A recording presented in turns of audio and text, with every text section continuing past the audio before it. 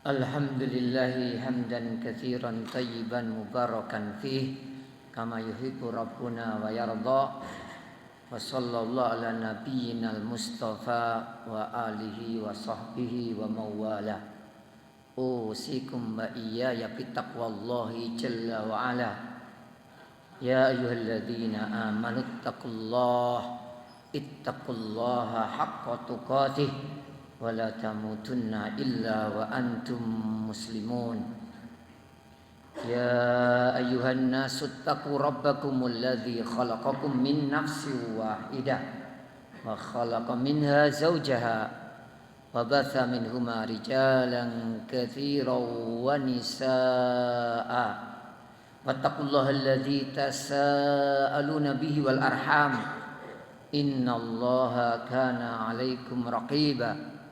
Ya ayyuhalladzina amanu taqullaha wa qulu qawlan sadida yuslih lakum a'malakum wa yaghfir lakum dhunubakum wa may yuti'illaha wa rasulahu faqad faza fawzan 'azima. Ma'asyiral muslimin jamaah Jumat rahimakumullah. Setelah kita memuji syukur kepada Allah, tidak lupa bersolawat, tidak lupa pula mengajak bertakwa dan membacakan ayat-ayat perintah bertakwa tersebut.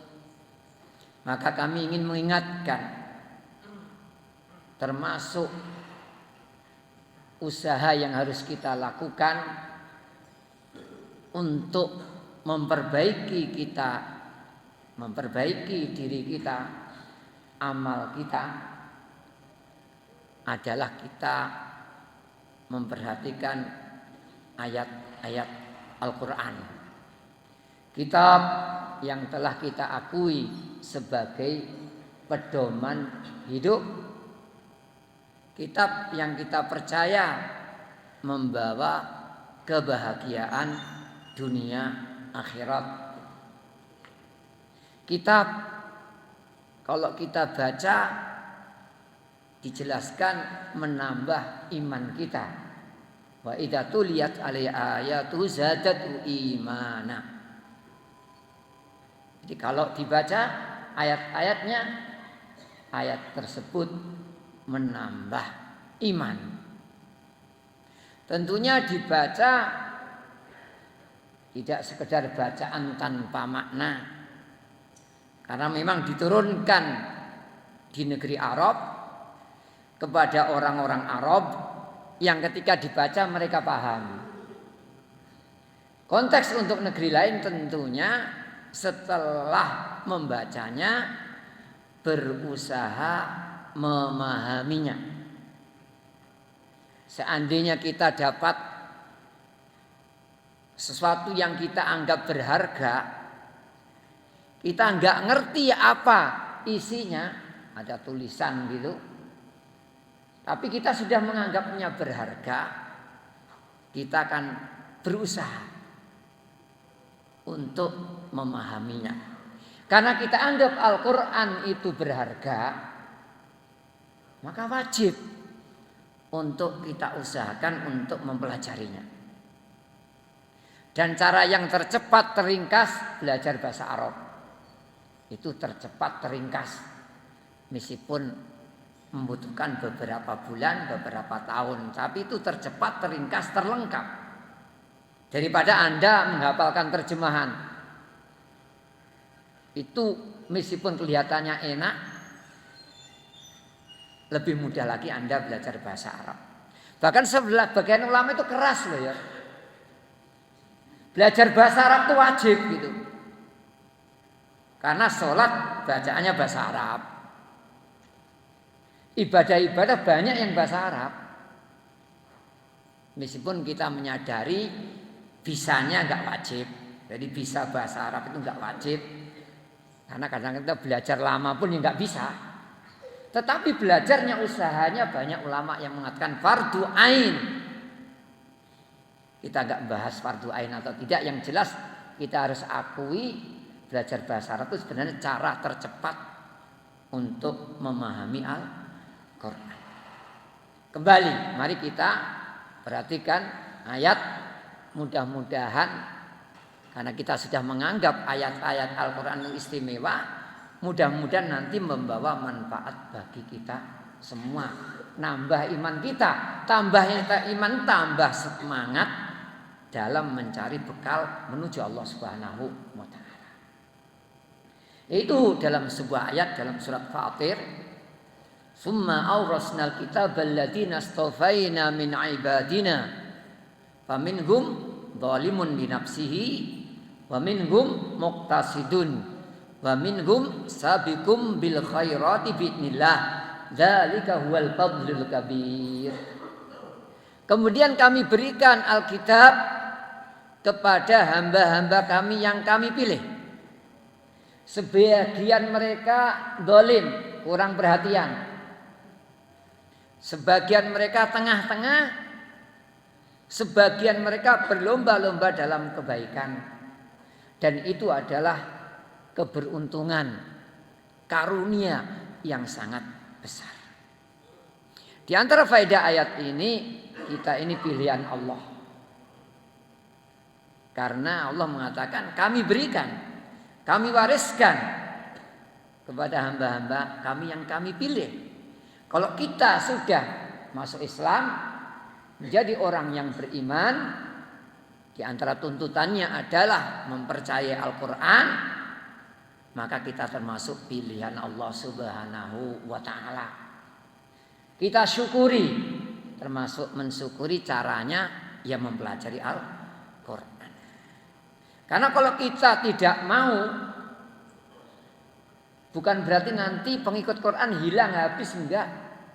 Tetapi kita akan diganti oleh Allah dengan orang-orang yang lainnya.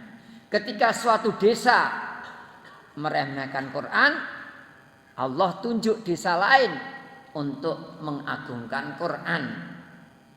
Ketika awal-awal penduduk Makkah meremehkan Rasulullah Sallallahu Alaihi Wasallam, Allah pilih penduduk Madinah dan beberapa orang yang di Mekahnya sudah baik, akhirnya banyak yang hijrah ke Madinah.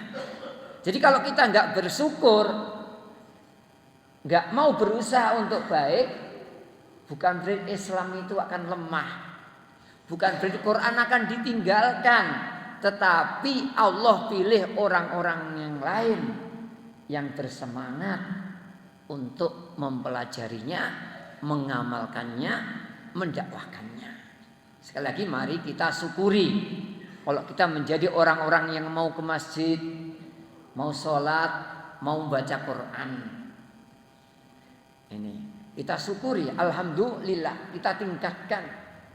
Jangan berpikir nggak ada kita, Quran ini ditinggalkan. Jangan berpikir nggak ada kita, masjidnya sepi.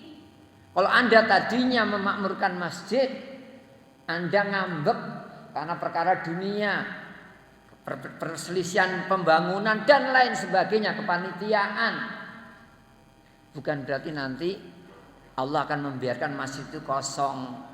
Anda ngambek, Anda mundur dari kebaikan, Allah pilih yang lainnya. Itu yang pertama, kita itu pilihan Allah, mari kita syukuri. Kedua, di antara kita itu ada yang zalim. Zalim itu ya menempatkan sesuatu bukan pada tempatnya. Al-Quran hanya untuk hiburan. Al-Quran hanya untuk katalog pajangan. Al-Quran hanya kesenangan bacaan. Itu semuanya boleh-boleh saja, punya katalog, punya kesenangan Quranku. Tetapi tentunya diturunkan Quran pada awalnya tentunya untuk petunjuk. Bahkan awal-awal tidak dikumpulkan seindah sekarang. Ditulis seadanya, di pelepah-pelepah, di kulit-kulit, di batu-batu, dimanapun ditulis, sederhana. Yang penting ingat gitu. Yang penting gak hilang. Jadi bukan indah-indahan. Ini. Jadi kadang-kadang dolim hanya untuk pajangan saja, nggak pernah dibaca. Sebagian para lagi untuk jimat. penangkal tuyul misalkan. Jadi kalau punya hajatan, kotaknya atasnya ditaruh Quran. Musibah, Quran bukan untuk itu. Kalau ingin terhindar dari tuyul, kata Rasulullah mengajari Abu Hurairah, bacakan ayat kursi. Ada pencuri, Abu Hurairah nggak ngerti kalau pencuri itu jin, ditangkap. Akhirnya mengadu, maafkan aku kerepotan, kasihan keluargaku, tolong dilepas. Dilepas oleh Abu Hurairah. Kasihan, karena nggak berhasil mencuri, mau mencuri, ketangkep, belum mencuri gitu. Akhirnya dibebaskan. Sampai 3 kali. Tapi yang ketiga rayuannya ditambah. Aku beritahu dzikir, kalau kamu mau baca, aku nggak bisa masuk sini lagi, nggak bisa nyuri lagi. Baca ayat kursi. Ya, akhirnya tanya ke Rasulullah, sodaqaka bahwa kadub, jujur dia, benar. Memang untuk menangkal jin jelek-jelek, jahat-jahat, diantaranya baca ayat kursi. Tetapi sesungguhnya dia itu pembohong. Jadi aslinya setan, iblis, jin yang jahat itu, bahkan manusia yang jahat itu aslinya pembohong. Tapi kadang-kadang memang jujur. Kembali ke masalah dolim itu diantaranya tidak memperhatikan Al-Quran. Ada orang seumur hidup nggak pernah baca Quran. Ada orang seumur hidup nggak pernah baca. Oh, nggak bisa menyerah, salah, berusaha bisa. Sakit matanya, ya baca yang hafal, kulhu diulang kali, 2 kali, 3 kali sebelum tidur, bangun tidur. Pokoknya harus ada usaha untuk mencintai Quran. Termasuk wujud cinta itu membacanya. Orang kalau cinta kan menyebut-nyebut. Jadi orang cinta itu diantara cirinya nyebut-nyebut. Kita cinta siapa itu sering kita sebut nama tersebut. Kalau cinta Quran diantara cirinya sering dibaca sesuai dengan kemampuan, kesempatan masing-masing. Jadi dolim diantaranya adalah kalau masalah Quran kurang, masalah yang lain dolim banyak. Jadi pejabat korupsi, semena-mena. Jadi rakyat nggak pernah taat, diatur menuju yang enak itu nggak mau, maunya yang nggak enak-enak, semaunya sendiri. Jadi suami mengatakan kekerasan rumah tangga, jadi istri terlalu mengatur, banyak, pokoknya menempatkan sesuatu bukan pada tempatnya, itu kedoliman. Di antaranya dengarkan khutbah sambil berzikir. Subhanallah, subhanallah, subhanallah. Misal, belum waktunya, waktu zikir itu panjang. Jika khutbah dengarkan, diajak rapat, bawa tasbih. Diajak rapat, sibuk dengan dirinya sendiri, meskipun zikir itu kurang pas. Zikir ada waktunya tertentu, tidak tepat pada waktunya, ini kurang pas. Ya, jadi kedoliman banyak sekali dalam aspek-aspek kehidupan kita. Kelompok kedua, termasuk faedah ini, di antara muslim ada yang muktasid. Orang ini alhamdulillah berusaha melaksanakan segala kewajiban dan meninggalkan semua yang haram. Gak pernah ganggu tetangga, gak pernah korupsi baik uang, material atau waktu, gak pernah ketinggalan sholat, gak pernah melakukan kejahatan seperti mencuri, merampok, korupsi, berzina, minum minuman keras, saksi palsu. Gak pernah melakukan yang jelek-jelek, yang haram-haram, selalu melaksanakan yang baik-baik. Tetapi sebatas itu. Jadi kalau enggak wajib itu enggak mau gitu. Jadi ya datang ke masjid itu sholat 5 waktu saja. Enggak pernah masuk masjid sholat, nggak pernah ba'diyah sholat. Intinya hanya mencukupkan yang wajib-wajib. Ini bagus. Terutama kalau kondisinya tidak memungkinkan untuk melakukan yang sunnah. Tapi yang lebih bagus lagi kelompok yang selanjutnya. Sabiqum bil khairati biidnillah. Lomba-lomba dalam kebaikan. Jadi lomba. Jadi kita sadari kewajiban kita banyak kekurangan. Siapa yang sholatnya khusyuk 100%? Tidak ada. Tidak ada orang sholat itu kok tenang itu. Bahkan Nabi pernah sholat, habis sholat tirainya itu ada gambar-gambar. Istrinya tolong disingkirkan, ganggu sholatku. Dalam hal ganti hadiah, pakaian yang indah, bercorak. Pas sholat itu memikiri corak-coraknya. Tolong kembalikan hadiahnya, kasih aku yang polos, yang sederhana. Tidak menolak hadiah, minta ganti. Artinya Rasulullah sendiri juga ada masalah dalam sholatnya. Kadang-kadang Rasulullah sholat duhur itu pernah 4 rakaat. Kok terbalik? Sholat duhur 2 rakaat. Berarti kan ada kekhusyuan yang kurang kan? Itu Rasulullah, apalagi kita.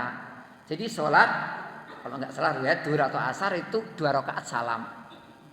Orang-orang gaduh. Qasar ya, maksudnya dikurangi ya. Jadi dikurangi. Atau syariatnya ganti ya. Zaman Nabi itu zaman syariat ganti-ganti. Jadi dulu itu sholat itu 2 terus. Akhirnya untuk yang tidak berpergian ditambah 2 jadi 4. Yang berpergian tetap 2. Ketika Rasulullah sholat 2, pikiran orang-orang qasar ya. Atau ganti syariat. Akhirnya Rasul tanya kepada sahabat ketika ditanya dulu, ya Rasulullah qasar ya? Atau gimana ini? Atau ada sesuatu perubahan dalam sholat? Enggak, saya enggak qasar. Saya enggak merubah ya. Duhur 4 rakaat, asar 4 rakaat. Tidak ya Rasulullah, kamu sholatnya cuma 2. Akhirnya Rasul tanya sahabat, gimana omongan orang ini? Ya Rasulullah sholatmu cuma 2. Menunjukkan tidak ada orang yang sholat itu sempurna. Itu Rasulullah, bagaimana kita? Maka dari itu diantara rahmat Allah menganjurkan kita jangan mencukupkan ibadah wajib. Hanya mengandalkan sholat wajib, zakat wajib, haji wajib. Jangan hanya mengandalkan puasa wajib. Karena apa? Karena kewajiban yang kita lakukan kadang-kadang ada masalah. Tidak mungkin tidak, karena Rasulullah mengalami masalah-masalah. Apalagi kita. Aqulu qouli hadza astaghfirullah li wa lakum fastaghfiruh innahu huwal ghafurur rahim.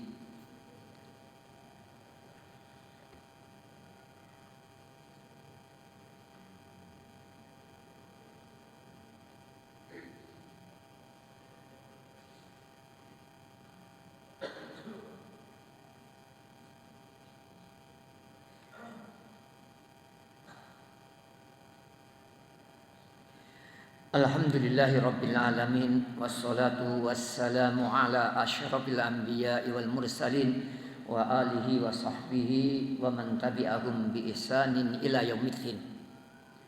Ya ayyuhalladzina amanu taqullaha wa kunu ma'as shadiqin. Ma'asyiral muslimin jamaah rahimakumullah.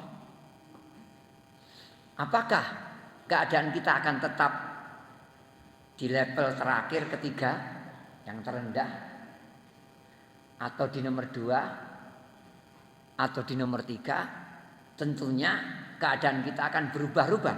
Terkadang kita zalim, banyak berbuat salah. Terkadang kita aman, tidak berbuat salah. Terkadang nambah kebaikan. Bagaimana yang diharapkan? Yang diharapkan sejak awal sampai akhir baik, sempurna. Kalau tidak bisa, usahakan akhirnya baik. Innamal a'malu bil khawatim. Amal itu terakhirnya yang penting. bekas kiai jelek, bekas begal jadi kiai bagus. Intinya akhir itu penting, meskipun yang paling bagus adalah sejak awal dan akhir baik. Nah, berarti kita tua saja jadi orang baik? Tidak, karena akhir kita tidak ketuaan kita. Akhir kita tidak ada yang tahu kecuali Allah Subhanahu wa ta'ala. Wa ajalum musamman indah. Kami berikan ketentuan sampai kapan seorang hidup itu. Tetapi kapannya pastinya di sisi Allah. Yang tahu hanya Allah. Tidak ada jaminan kita akan hidup sampai tua. Maka akhir kita tuh selalu rahasia. Dan ini termasuk rahmat bagi kita. Agar kita hati-hati terus menerus. Lagi mari kita perhatikan akhir kita. Karena akhir kita tidak diketahui atau tidak kita ketahui, maka hati-hatilah di semua kesempatan kita, meskipun sehat. Apalagi yang sakit-sakitan, divonis mau mati itu, kalau enggak perhatian itu kebangetan ini. Yang sehat-sehat saja harus perhatian. Mudah-mudahan nasihat singkat ini, ayat Al-Quran dan sedikit penjelasannya membawa manfaat untuk kita semua di sini dan ketika kita menghadap Allah Subhanahu wa ta'ala. Allahumma salli ala Muhammad wa ala ali Muhammad kama shallaita ala Ibrahim wa ala ali Ibrahim innaka Hamidum Majid wa barik ala Muhammad wa ala ali Muhammad kama barakta ala Ibrahim wa ala ali Ibrahim innaka Hamidum Majid. Allahumma ighfir lil muslimin wal muslimat wal mu'minin wal mu'minat al ahya'i minhum wal amwat. Rabbana zalamna anfusana wa illam taghfir lana wa tarhamna lanakunanna minal khasirin. Rabbana la tu'akhidna in nasina aw akhtana. Rabbana wa la tahmil alaina isra kama hamaltahu 'alal ladzina min qablina. Rabbana wa la tuhammilna ma la taqata lana bih wa'fu 'anna waghfir lana warhamna anta maulana fansurna 'alal qaumil kafirin. Allahumma inna nas'aluka ilman nafi'a wa rizqan thayyiban halalan wa amalan sholihan mutaqabbala. Allahumma aslih ahwalal muslimin fi kulli makan wa fi hadzal balad. Allahumma aslih ahwalal muslimin fi kulli makan wa fi hadzal balad. Allahumma aslih ahwalal mu'minin fi kulli makan wa fi hadzal balad. Rabbana atina fid dunya hasanah wa fil akhirati hasanah wa qina adzabannar. Rabbana atina fid dunya hasanah wa fil akhirati hasanah wa qina adzabannar. Rabbana atina fid dunya hasanah wa fil akhirati hasanah wa qina adzabannar. Subhana rabbina rabbil izzati amma yasifun. Assalamun alal mursalin walhamdulillahi rabbil alamin.